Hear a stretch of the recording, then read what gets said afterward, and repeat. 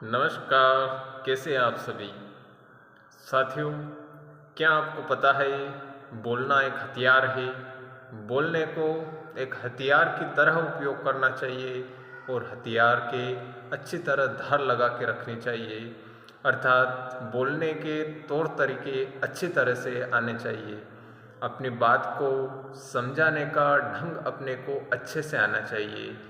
एक सही बात अच्छे तरीके से नहीं कही गई हो तो वो सही नहीं लगती, लेकिन एक कम सही बात भी यदि तौर तरीके से और सही ढंग से कही जाए तो वो सामने वाले को अच्छी समझ में आती है।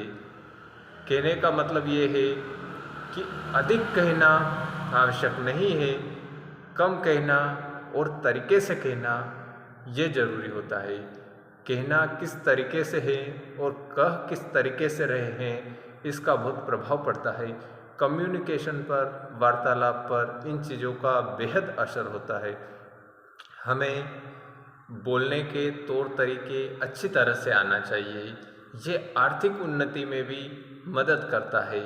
चाहे आप किसी भी फील्ड में हो, चाहे बिजनेसमैन हो या अन्य किसी कार्य में हो, बोलने के तौर तरीके से, कम्युनिकेशन से आप उन्नति के मार्ग पर आगे बढ़ेंगे। कहने को कम शब्दों में कहना चाहिए और अच्छे से समझाना चाहिए और सामने वाले को समझ में आए ऐसी परिस्थितियाँ पहले ही उत्पन्न करना चाहिए।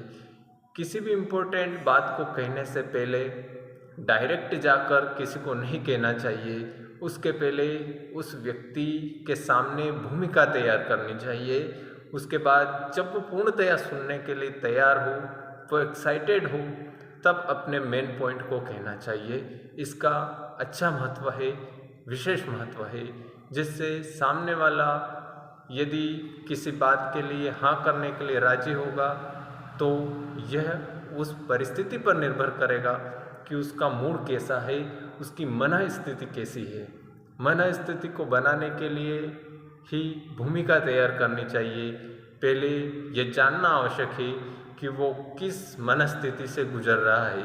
यदि जाकर भड़ाक तरीके से उसे कह दिया और यदि किसी के लिए हाँ करवाना है तो वो मना कर देगा, क्योंकि वो उस कंडीशन में नहीं है, वो उस परिस्थिति में नहीं है, शायद कुछ चिंता में है। इसलिए पहले भूमिका तैयार करनी पड़ती है, उसके बाद इम्पोर्टेंट बात को कहना पड़ता है। आपने देखा होगा कि एक मरीज उस डॉक्टर से जल्दी ठीक होता है जो अच्छी तरह से देखता है। जैसे कि डॉक्टर के पास मरीज गया और डायरेक्ट गोली लिख दी, गोली कम असर करेगी, वो मनस्थिति, वो परिस्थितियाँ ज़्यादा असर करेगी जो डॉक्टर ने आपके साथ व्यवहार किया है।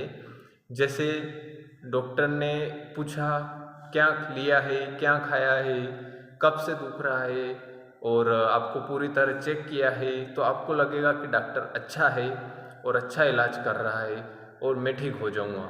लेकिन वही डॉक्टर जो गोली आपको दे रहा है, दूसरा डॉक्टर बिना चेकअप किए गोलियां देता है, तो उन्हीं गोलियों से आप ठीक नहीं होते हैं, क्योंकि सबकॉन्शियस माइंड उस चेक करने को ज़्यादा अहमियत दे रहा है कि मुझे अच्छे से चेक किया है, अर्थात इन्होंने समस्या को पकड़ा है और उसके हिसाब से गोली दी है, तो आप जल्दी ठीक होते हैं, क्योंकि मनस्थिति ऐसी बनाई गई है। परिस्थितियाँ और भूमिका तैयार करना जरूरी होता है। इसलिए बोलने के लिए यह आवश्यक है कि उसके एक हथियार के रूप में उपयोग किया जाए, जिससे आप कम्युनिकेशन की स्किल बेहद ढंग से उपयोग कर सके। कम्युनिकेशन की स्किल अर्थात बोलने का तरीका जीवन में हर जगह काम आता है। जरूरी नहीं कि एक आम व्यक्ति के लिए वो आवश्यक नहीं है और किसी बिजनेसमैन के लिए ही वो आवश्यक है। नहीं, जीवन में हर छोटे से बड़े व्यक्ति के लिए कम्युनिकेशन आवश्यक है। कम्युनिकेशन की स्किल सीखना चाहिए। बोलना एक हथियार है, बोलना से बोलना नहीं है, यह हमें समझना चाहिए। बोलकर आप कुछ प्राप्त कर सकते हैं यदि उसे सही तरीके से कहा जाए।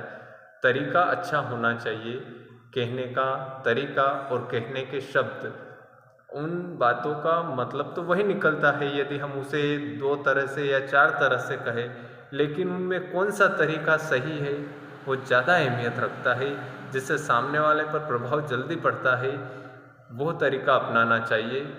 अतः कहने का मतलब यही है कि बोलना कम शब्दों में है और सही तरीके से बोलना है।